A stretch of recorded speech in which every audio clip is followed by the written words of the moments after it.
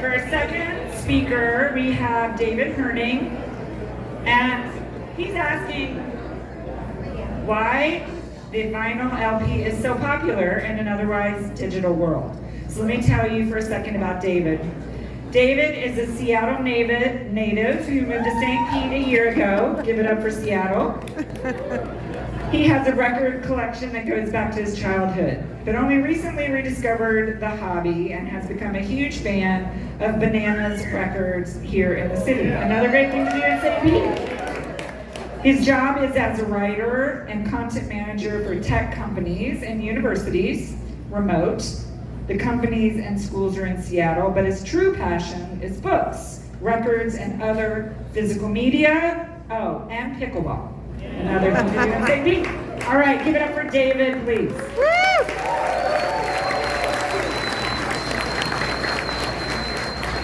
All right, here we go.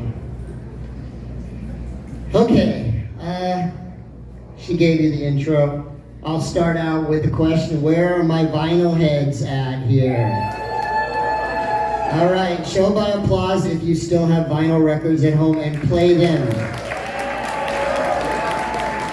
And how about people who bought their first recorded music was a vinyl record? Then you're my age, probably. Okay, so this is, I'm from Seattle, so I had to throw up a Seattle reference. Anybody know who this is? Jimi Hendrix, Seattle native. And this piece of vinyl art, vinyl's not just for music, is on the wall of a burger joint in Seattle, Washington. So I thought that was creative. And my sister here went to the same high school as Jimi Hendrix.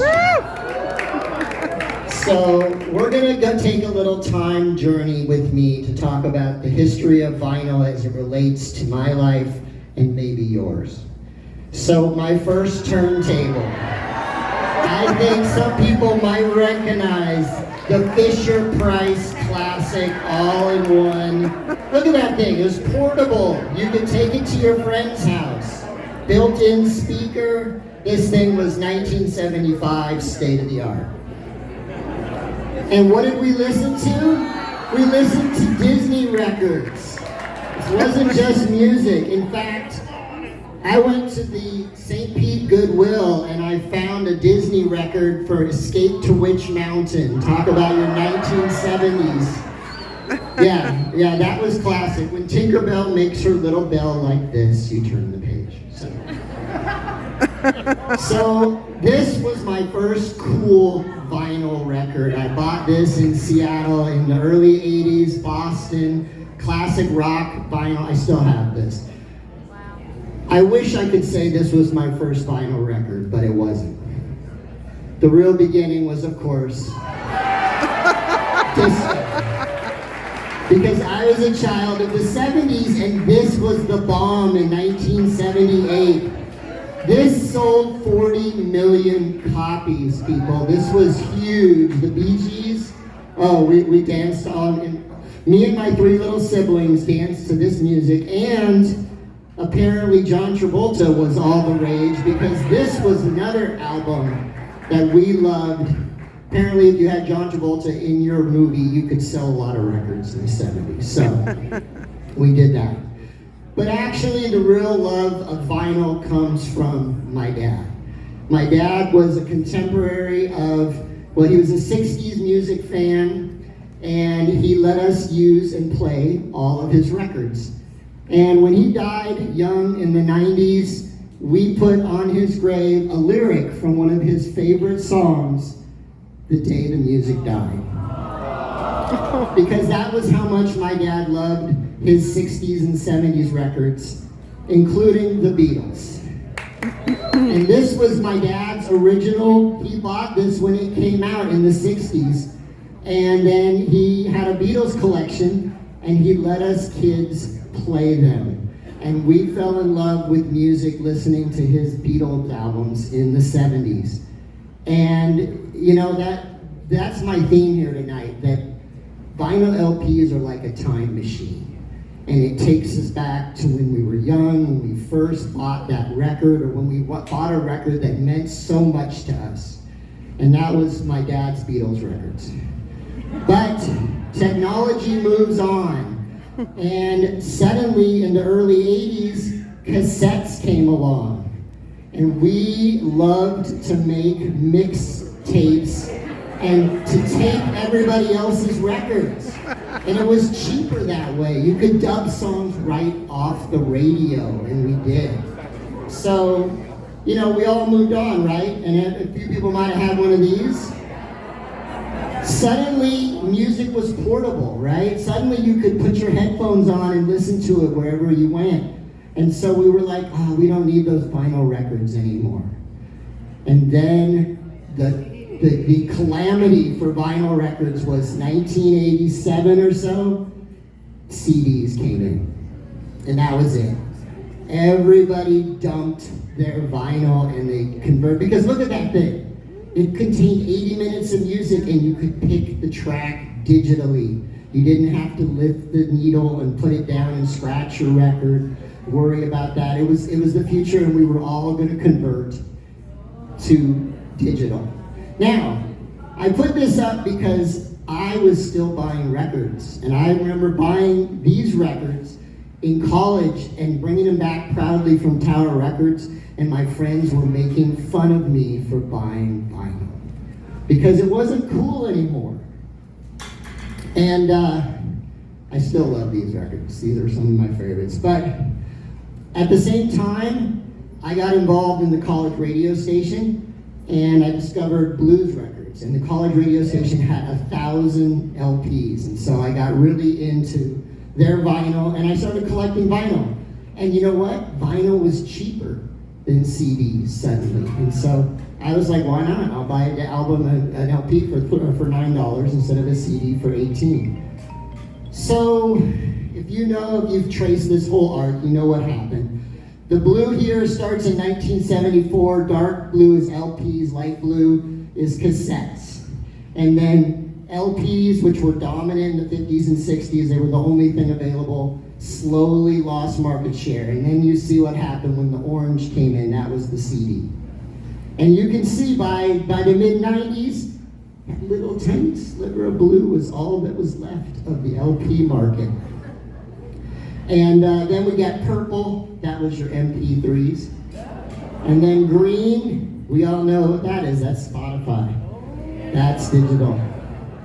By the way, this was a meme I found on the internet. If you want to know why Gen Xers, my generation, is always mad, it's because we had to buy LPs, and then we had to switch to cassettes, and then we had to replace cassettes with CDs, and then we had to switch to downloads, and now we have to pay a giant corporation every month for the same music.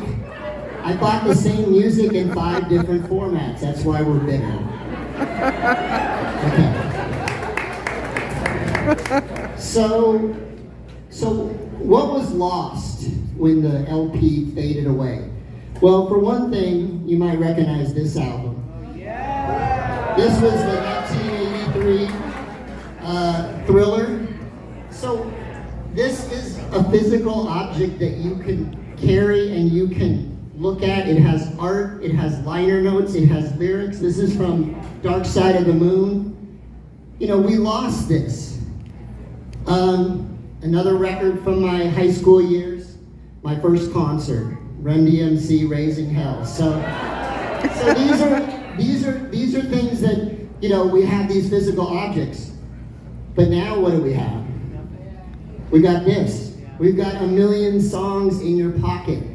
But you know what? You don't own that music, you're just renting it. And you're losing all of the artwork, and you're giving it your collection up to a digital algorithm.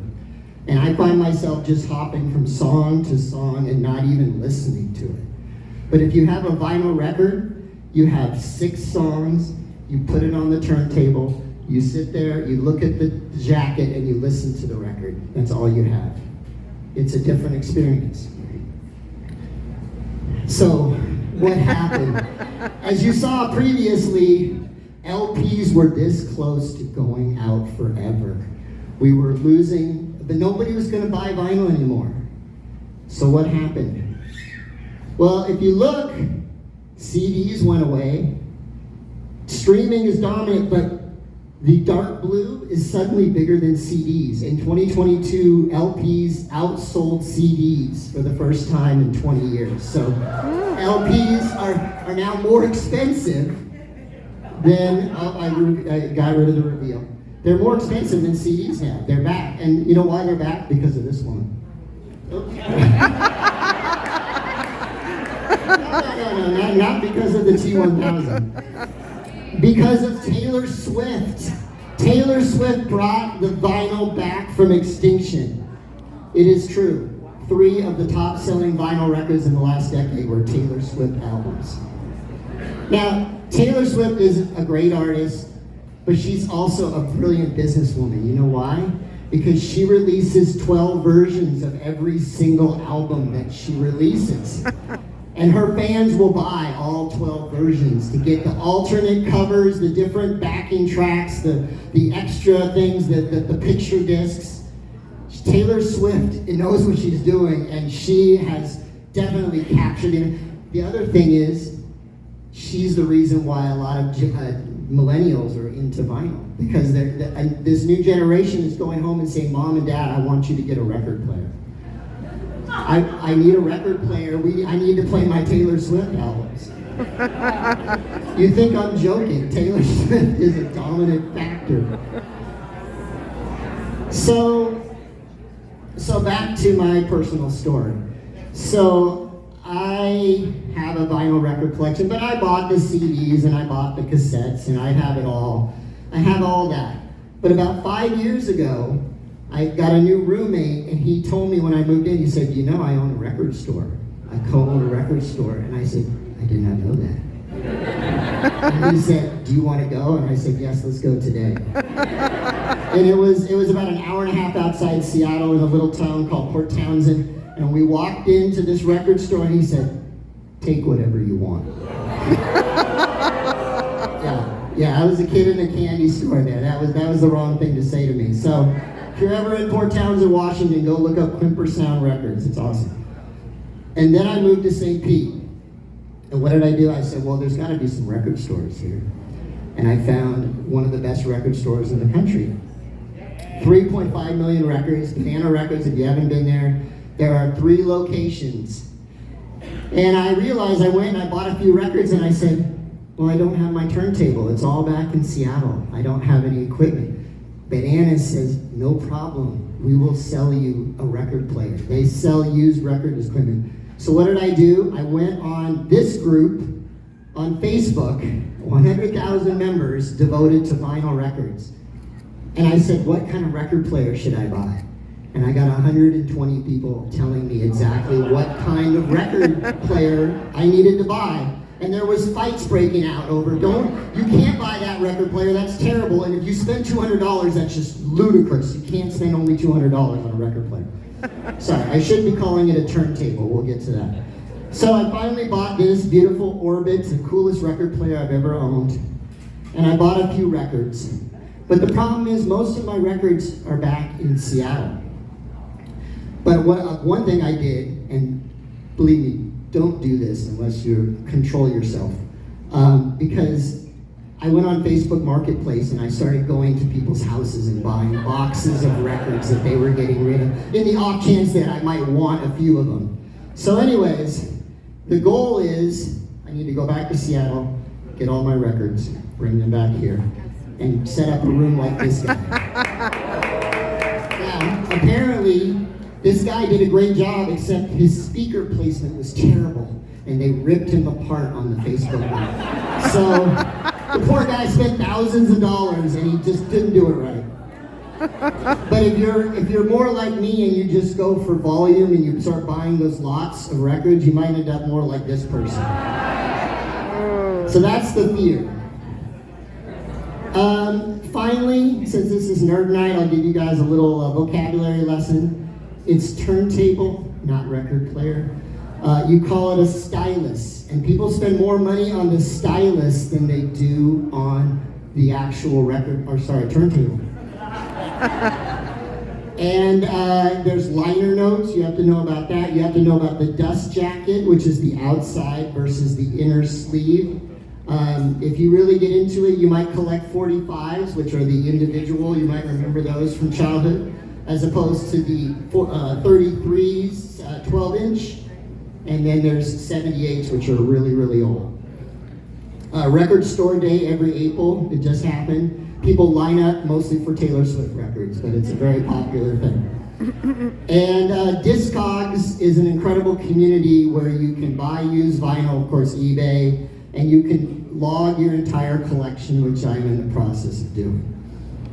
And then there's more about collecting, and it's a whole subculture, and it can get really nerdy, but again, you know what I go back to? I go back to my childhood. I go back to my dad's records, which I still have back in Seattle. And I would just say in the end is, you know what? Get into vinyl. Yeah, Eat More Records is a logo I found somewhere that I like. As the Beatles sang, get back to where you once belonged. Or, as Miss Taylor Swift sang, it's a love story, just say yes.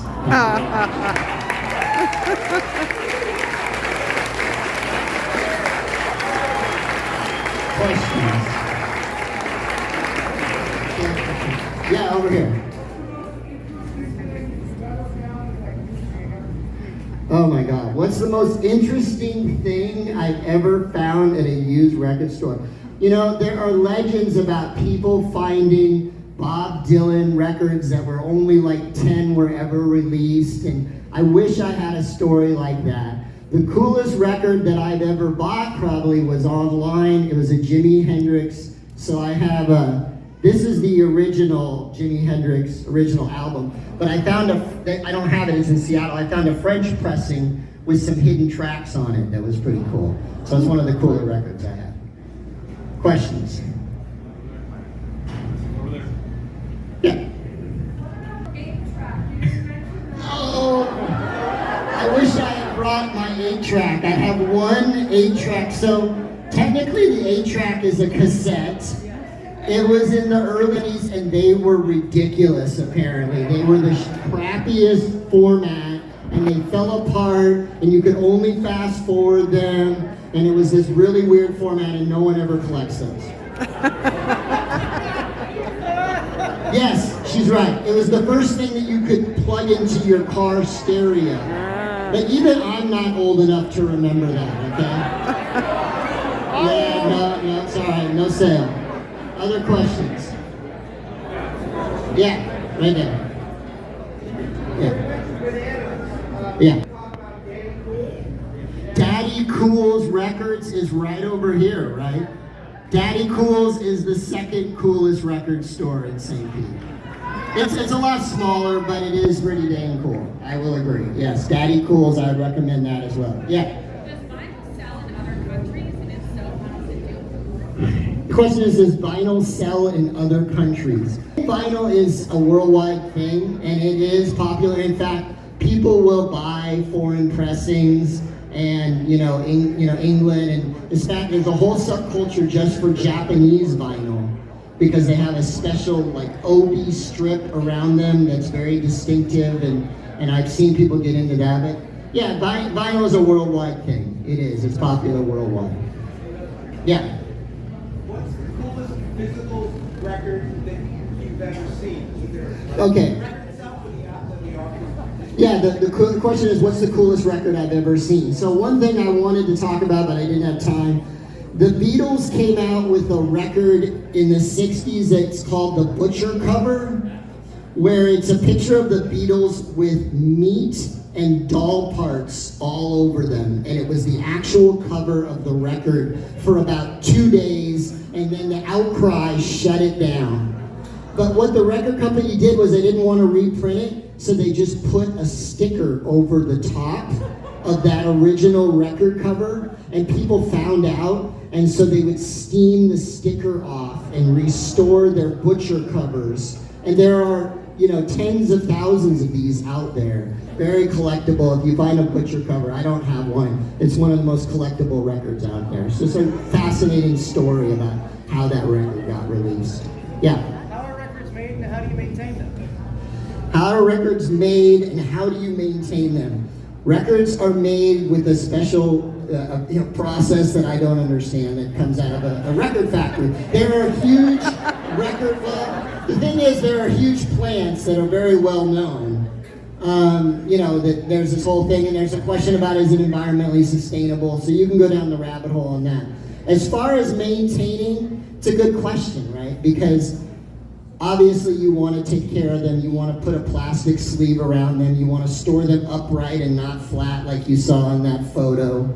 You want to try to clean them. If you buy records used that are dirty, before you ever play them on your turntable, there's a record cleaning machine, which I finally bought one, and you can cycle it through and clean the record off before you play it. And then you should brush it down before you play it. That's some of the basics. But here's the funny thing. You can keep your records mint and never play them, and they'll be the most valuable that in terms of condition. The records were meant to be played. And so I play all my records, I try to take care of them, and if my kids ever want to play my records, I'll say, sure, go ahead. Right?